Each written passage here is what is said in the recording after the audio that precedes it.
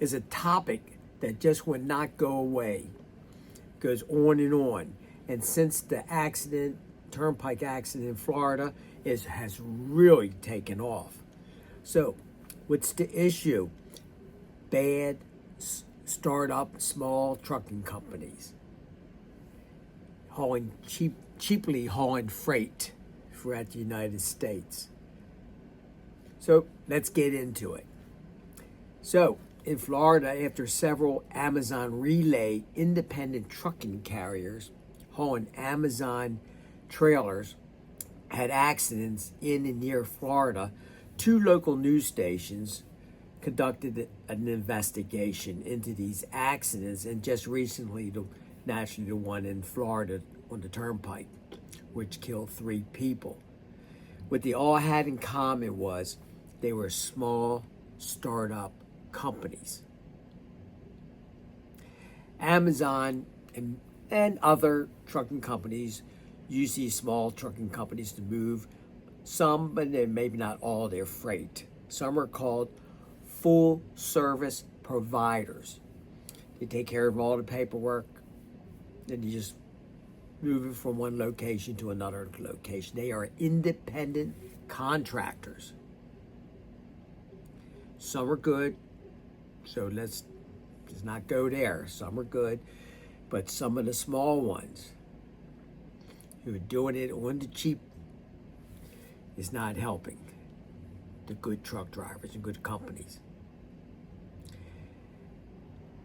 Some are used because of cost saving, like I said, and they may be delivering freight cheaply compared to other owner-operators or small trucking companies.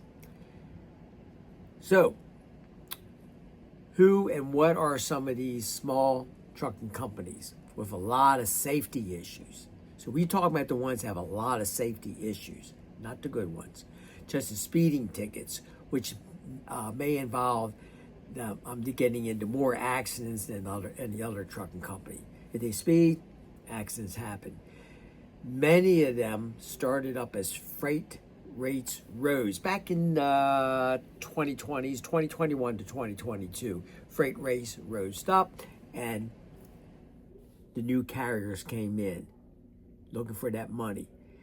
They were called a new startup company when they just start up. It's called New Entrance Motor Carriers. Jason Miller is a professor at Michigan State University. So he has, in the normal year, it was usually about 9,000 in the normal year, new trucking companies coming into operation. But around 2022, 20,000, from 9,000 to 20,000.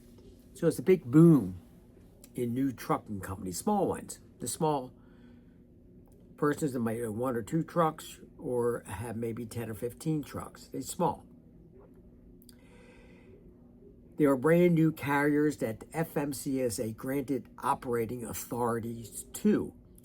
So, and then in the next few years, the new entrance carrier was growing at a fast rate, and one lawyer said this led to catastrophic results. Those are the accidents. So when a new entrant motor carrier starts up, there is no investigation into whether they are safe per the article.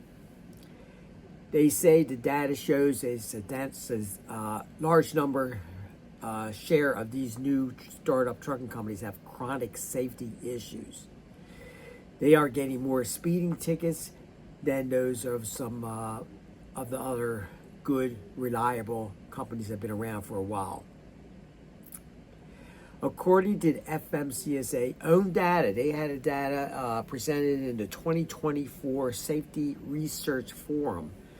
And it shows, their own data shows the fatal crashes involving the new entrants have soared, accounting for almost 500 deaths and $5.5 million in crash costs in 2022 alone. So I did some checking into this new entrance carriers and found that around 2017, the FMCSA initiated the New Entrance Safety Assurance Program. So it's a program that started up to make, to oversee these new companies and make sure they're doing what is right. So all new trucking companies was to be monitored for a period of about 18 months. They would have safety audits before being granted permanent operating authority. Sounds good. Reading through this program, I felt it was pretty well written, just like the entry-level driver training that they put out. All well written, good intentions.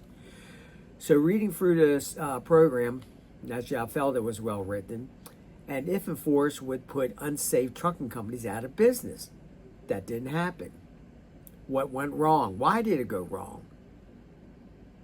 Why is it that we still have bad, unsafe trucking companies operating tractor trailers on our roads in 2025? This program is supposed to fix it. Well, these unsafe small trucking companies, they smart. I don't know, I guess they're smarter than FMCSA. They find loopholes in the DOT FMCSA safety programs through a process called reincarnation.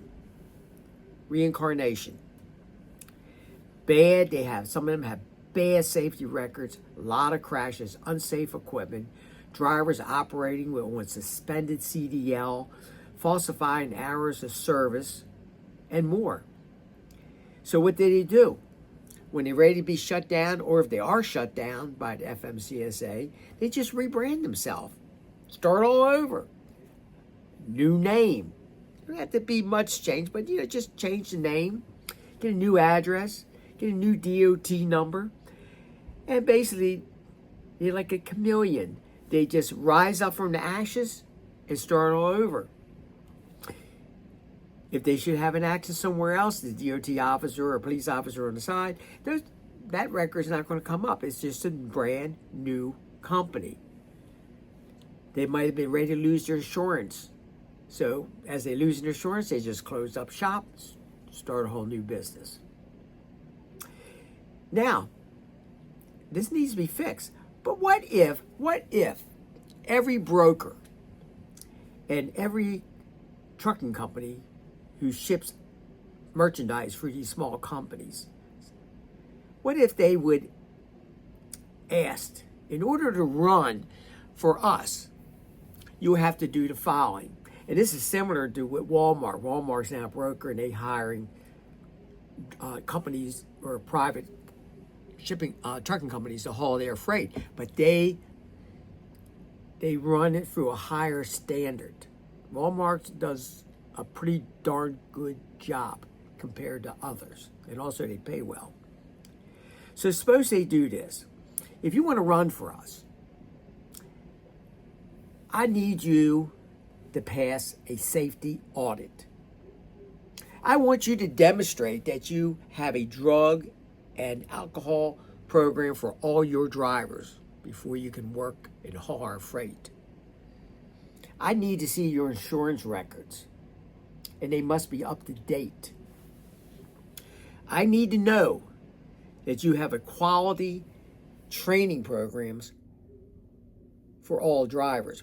By programs, I mean one for an experienced driver, and if you should hire an inexperienced driver, do you have a separate program for the training the inexperienced driver? Not to put them right out on the road so they have an accident and kill somebody. We don't want that.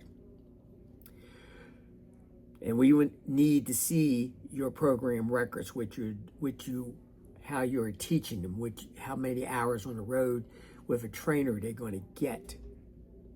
We want to know if your trainers, how many years experience does your trainers have? And we will audit you unannounced. So be prepared if you want to work and haul our freight. And for all new trucking companies that just been out there, and we're going to do a background check on you. And also, we need you to bring a notary to a sign with all this information that we just talked about.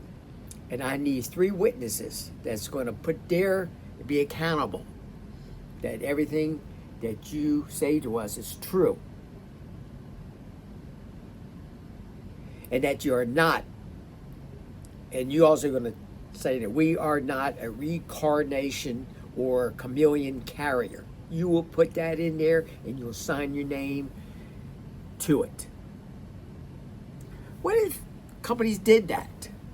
Would that change things? Because evidently the FMCSA, when these companies do it, they say it's hard to figure this out if this really happened. You know, they just go and start a new company, and the FMCSA, DOT, evidently can't figure it out. So what's your opinion on this? I'll see you in the next one. Be safe out there. Work for a good company. There are good companies out there. Find one. Work for them.